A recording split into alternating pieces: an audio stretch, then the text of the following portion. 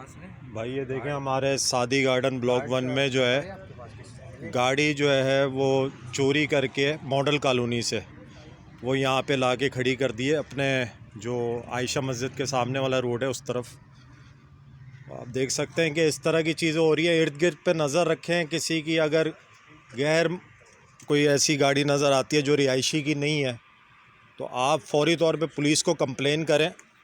और यहाँ भी इस तरह की वारदातें सादी टाउन में भी हो रही हैं, आपको पता है कि जिसकी वजह से जो गाड़ी की चीज़ें हैं वो गायब हो जाती हैं, गाड़ी पूरी गायब हो रही है। तो ये वारदातें बढ़ रही हैं इस वक्त। पुलिस यहाँ पर आई हुई है इस वक्त और इस गाड़ी को रिकवर कर लिया इन्होंने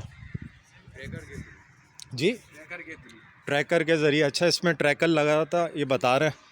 तो खैर ये जो है ना अपने ये ब्लॉक 1 में जो है ना ये पाई गई है अभी गाड़ी। तो बहरहाल आप सबसे ये रिक्वेस्ट है कि इर्द गिर्द पे कोई भी आपको इस तरह की चीज़ दिखती है, कोई गाड़ी जो यहाँ के रिहायशी की नहीं है, तो उस पर जो है ना फौरी तौर पे एक्शन लें।